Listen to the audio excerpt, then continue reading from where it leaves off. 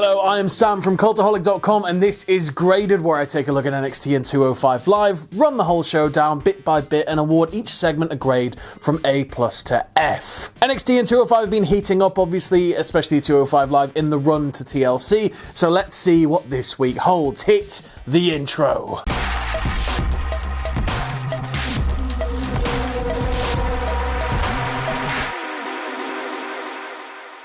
So it's a bit of a short 205 Live this week. I mean, not short in the sense of like it running under, but it's short in the sense of it's just 2 matches long. And we're starting things off with the first of 2 matches, and that's Buddy Murphy versus Gran Metalik. Commentary quickly addressed that Gran Metalik is stepping in for Noam Dar, who has not been medically cleared to wrestle on this episode. But, you know, he comes out anyway. He's going to be the guy that saves the day. He comes out with Lucha House Party. They've got Penelope. They've got all their stuff, their bag of treats. They're throwing stuff out to the audience. And then they just sort of piss off to the back and let Metalik have a one-on-one match. The match starts off with a lot of back and forth and Murphy keen to keep Metalik on the floor, but there's a lot of reversals going on. The pace then very, very quickly picks up. Metalik hits a handspring, clears Murphy to the outside, and then hits this massive, massive dive. On the outside, Murphy looks to get the upper hand. He's going to drive him into the barricade, drive him into the ring, but then Metalik, when Murphy sort of turns his back and walks over toward commentary, Metalik gets up on the crowd barricade, walks the length of it, and hits this picture-perfect Hurricane Rana off the top, driving Murphy headfirst into the floor. Things progress, and after failing to pick up a count-out win, Murphy takes things back to the mat, and he locks up Metalik and starts working over the taped-up ribs and shoulder. Things get a bit mental here, so I'm going to refer to my notes. Metalik finally manages to break free, hits a springboard crossbody, and follows it up with a series of strikes, a springboard back elbow, and a second rope dropkick. Murphy then wriggles out of a Metalik driver twice, just manages to narrowly escape it twice before succumbing to it, but it's okay, because he kicks out at 2. He then takes Metalik outside, throws him face first into the announce table, drives him spine first into the apron, and then he goes for a top rope diving knee attempt, but he can't get the pin. Metalik then gets back on the front foot. He attempts a moonsault, but gets cut off by Murphy's knees. Murphy then attempts a powerbomb, and he still can't put Metalik away. The near falls are getting ridiculous. Failing to pick up that close fall, Murphy grabs Metalik's arms and just starts driving his knee into the face before hitting Murphy's Law and finally picking up the win. I'm going to give this one a B+. There's always going to be a lot of hype when you put 2 guys of this level against each other, and I think the close near falls, constant close near falls, really added to the drama of the match. If anything though, I think this is actually more of an advertisement for Metalik and what he's able to do when given the time, the storytelling he's capable of, the wrestling he's capable of in a one-on-one setting. We then go backstage and Drake Maverick is telling Kendrick and Tozawa that their match against Gulak and Gallagher next week is going to be a street fight match. Kendrick then talks about who he was when he came back to WWE, that he was a bad person, he wasn't really on a good level with anybody, and that to cling and hold on to his place, he resorted to manipulating people, and he's very sorry to Tozawa for doing that to him. Kendrick then says that he's a changed man, and Tozawa agrees, but he says, "You may be a changed man, but you still look the same." And then they walk off, and it's like, oh, what are they going to do to Brian Kendrick? Are they going to cut his hair? Are they going to put him in a singlet? What's going to happen? So they both walk off, and Drake Maverick's left alone, and then Tozawa comes back, and it gets really, really weird. Tozawa thanks Maverick for his time, but he says, "You lost the tag team titles," obviously referencing Authors of Pain on Raw, and then he goes, "You're fired," like Vince McMahon. And then Drake Maverick has to awkwardly go, "You can't fire me, I'm the boss around here.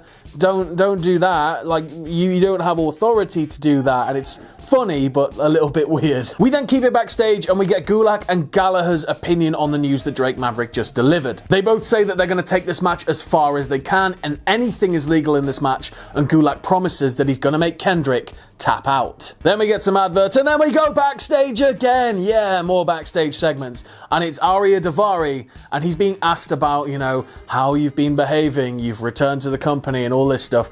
And he says that wrestling used to be about 2 men that would go into that ring and beat the living piss out of each other. But he says that's changed. It's not the same business that it once was, and people are now more concerned with dressing up like their favourite superheroes or retweeting likes and kind things that fans say to them on Twitter. Daivari says quite bluntly that he's back to change that. And then Atami walks off and Daivari, still with the interviewer, says he is one of the last true men in this business. So it's going to be interesting to see where this little partnership's going to go. Is it going to result in a feud? What's going to happen? I want to see some fighting. And then we go back to the ring for tonight's main event, the second match of 205 Live, and the main event, Cedric Alexander versus Tony Nese. The pair get off to a strong start, trying to outwit each other with quick steps and even quicker reversals, and these continue until Nese is spilled to the outside. Cedric goes for a dive. Nese rolls back in at the last second. It's very sort of hairy, it's very strange, but Cedric's able to catch himself on the top rope mid-air and reverse it. Just catch himself before he plants into the floor. Nese then gains the upper hand, drives Cedric into the corner and slows down the pace. He drives Cedric's throat into the top rope, like jumps over while grabbing his head and plants his throat on the rope,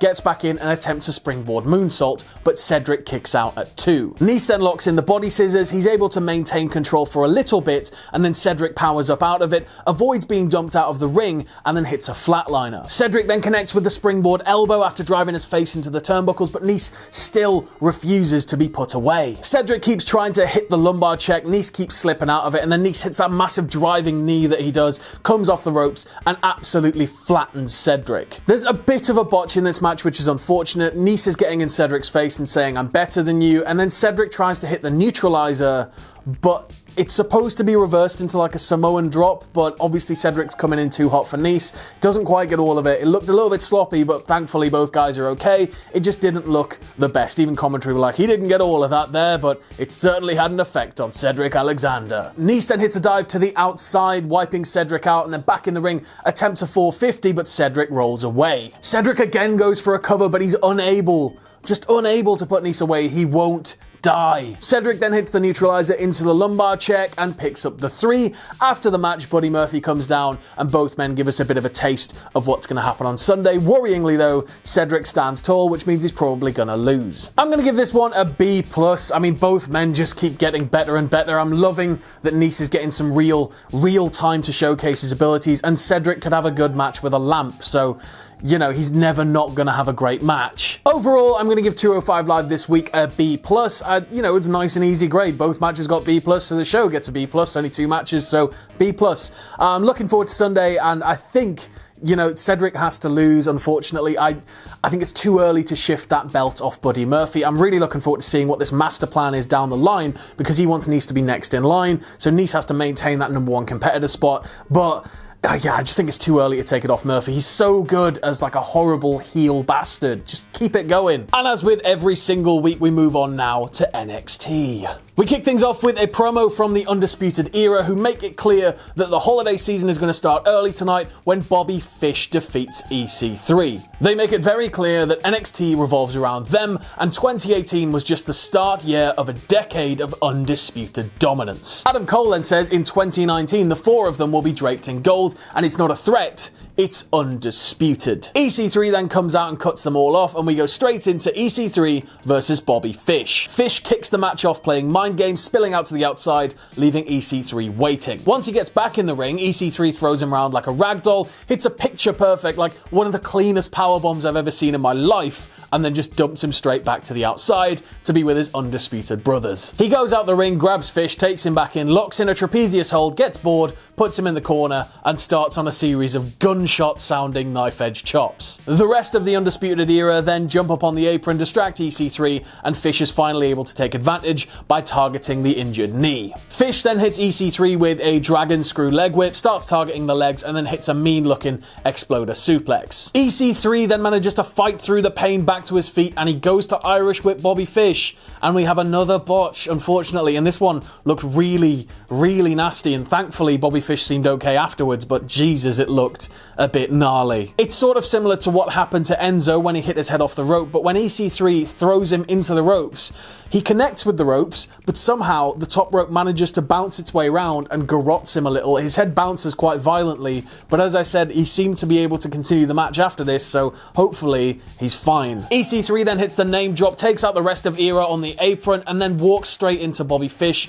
who targets his knee, but somehow he's able to roll him up schoolboy style and pick up the win before Undisputed Era storm the ring and just start to beat the living piss out of him. After a few seconds, Heavy Machinery come out to make the save and everybody peels off except O'Reilly, who gets trapped, and then Dozovic hits the worm on him and it's all quite weird. I'm going to give this one a B-. It was nice and easy storytelling. One at EC3 got his revenge on the attack on his knee, and Heavy Machinery came out and made themselves look like a credible threat to the Undisputed Era, and it's one thing I've been banging on about for ages, is that we need more credible threats in the tag division, so it's good to see this happening. We then go backstage to Dakota Kai and Io Shirai. Kai and Shirai, it rhymes, fun, yay. And they are saying that they've had enough of Marina Shafir and Jessamine Duke. They've had enough of their crap. They want them in a tag match next week. We then go back to the ring, and it's the Mighty versus Burch and Lorcan, a rematch of the match they had not too long ago. And there is no pissing about for Burch and Lorcan here. Music hits straight down to the ring, and the ref is having to hold them back from jumping them before the bell. And just to give you a taste of what kind of match this is, within seconds of the bell ringing, Oney Lorcan hits a suicide dive. It's just that sort of pace. Thorne goes to hit Lorcan with a Hurricane Rana. He's caught, dropped into a powerbomb, and then driven over into a single-legged Boston Crab. Burch gets in, calls Thorne a mug, which was brilliant. He was just like, you mug. And then he hits a Luthez press and takes it to the corner. The Mighty stop a double team attempt and they turn it into a bit of an advantage. They go for an assisted superplex and they just continue the beatdown, but they can't put Burch and Lorcan away. They are not gonna die. They attempt a double team maneuver on Lorcan, who turns it into a double DDT, and then he just starts chopping the absolute piss out of the pair of them. Lorcan and Burch then hit the assisted DDT and they pick up the win. I'm gonna give this one a B+. I absolutely love the pace, and again, it showcases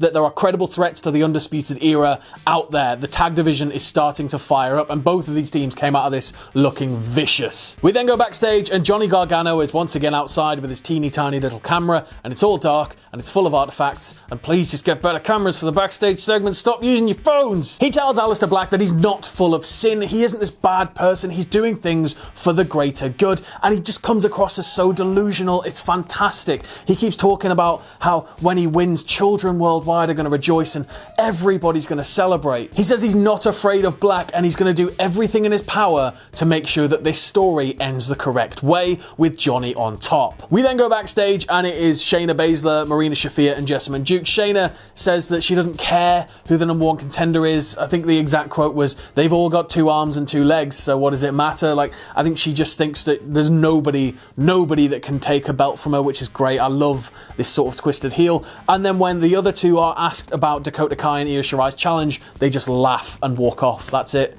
It's great. We then go back to the ring for Mia Yim versus Reina González. Reina comes out all Stan Hansen style, bull rope, cowbell, the works, and she's wearing some really just crap jeans. They're just full of holes. Get a new pair. Mia starts off straight away going for the guillotine, which Reina is able to get out of. Mia keeps going for the guillotine. Reina almost turns it into a vertical suplex, and then Mia gets out of it, and she goes again for the guillotine. Reina then lays in some really vicious looking strikes, including this horrible left hand, but she still can't pin Mia. Reina then picks Mia up and locks her in the backbreaker rack, and she starts like clawing on her cheek like this, like just pulling away at her face and like just trying to get her to submit. It was great. Mia then finally gets on the front foot using knife edge chops and strikes before hitting the eat defeat and picking up the win. I'm going to give this one a C+. Obviously, the winner of this match gets added to the 4-way to determine the #1 contender. It felt like it was always going to be Mia Yim. It felt a little bit more like a formality than a match, but then again, Mia's just, she's capable of such good matches, and this one felt a little bit stunted, and I don't know if that's just because Reina is a little bit green, but I'm looking forward to seeing more of Reina in future. We then go backstage, and it's a very nicely shot spooky room with a smoke machine, and it's Alistair Black, and he says that Johnny Gargano is beyond saving. There's nothing he can do, so he has to eradicate him. He has to just get rid of Johnny Gargano, and in their cage match, Johnny Gargano is going to fade to black. Do you see what he did there? Because he's Alistair Black, and fade to black's his thing, and he's going to fade to black. So last week, we saw an interview with Ricochet backstage, and he was like, I can't answer questions, guys. I've got stuff to do. I've got to go see William Regal about who my next challenger is going to be. He's got an open challenge thing going on, and this week he has a mystery opponent. And who is that mystery opponent? Well, let's see. Ricochet then hits the ring, and there's a few seconds of silence before everybody in the crowd goes wild and starts getting their phones out and spoiling it on the internet, because as we all have known for quite a while now, out comes Prince Pretty, Tyler Breeze. Breeze is an NXT legend. Oh, it's so good. Anybody that hasn't seen his original NXT run is in for a massive treat with this one. It's a perfect matchup, and Breeze is a lot more athletic than maybe his booking booking on the main roster and the storylines he's been placed in and the partnerships he's had have allowed him to exhibit. The pair start strong, going back and forth until Breeze is eventually thrown to the outside. Ricochet goes for a dive, but Breeze rolls back in. Breeze locks in a single leg Boston Crab, but is eventually driven back to the outside. Ricochet then goes off the apron and he's cut off by Breeze with a mean looking drop kick right to the midsection. Back in the ring, Breeze takes it to Ricochet, stomps a hole in him, but Ricochet starts to get back on the front foot and even manages to flip his way out of a suplex attempt, landing squarely on his feet. Ricochet then goes off the top rope for an uppercut. He does the standing moonsault, but Breeze kicks out at 2. He then tries the Phoenix Splash, but when Breeze rolls away, he manages to adjust himself mid-air and land safely on his feet. The pair then go punch for punch, kick for kick, punch for punch again, and then they both go off the rope to hit a block crossbody and wipe each other out. We then enter another phase of super quick reversals. Nobody's gaining the upper hand before Tyler Breeze hits the supermodel kick and the reverse Rana, but Ricochet kicks out at a very close 2.9. There's a really great little moment where Ricochet gets in Breeze's face and he says, "NXT is mine now, this is my home now, not yours." Breeze disagrees and he goes for the beauty shot, only for Ricochet to reverse it, hits him with the fireman's carry, and that's it, picks up the win. I'm going to give this one an A. I think it did so much for Tyler Breeze, mainly this match. It was incredible. It reminded us all of how gifted he really is and how unfair it is, I guess, that he gets looked over because of his position on the main roster. And in terms of an overall grade for this week's NXT, I think looking at the scores, I'm going to have to also give it a B+. I'm excited that the tag division's finally got some fire behind it. I'm really looking forward to the Johnny Gargano Aleister Black cage match next week. And Christ, I just want this open challenge to continue with more callbacks from NXT's earlier days. Get Kevin Owens in there. Just get people in. Get people in. It'll be amazing. And I'm going to end things this week with one little thought which I'd absolutely love to see happen, and that would be for WWE to do an event with former NXT stars coming back to NXT for a takeover to take on their modern day counterparts. The reaction that Breeze got alone at Full Sail was incredible, and if you imagine guys coming back like Sami Zayn, imagine like Becky Lynch going back, it'd be incredible. Just do it. Just do it. Do it, WWE. Do it. But anyway, that has been graded for NXT and 205 Live. I've been Sam from Cultaholic.com. You can follow me on Twitter here. You can follow all of us at Cultaholic. And if you like what we do here at Cultaholic, you can check us out on Patreon. That's patreon.com/Cultaholic. And don't ever forget to hit subscribe and join us.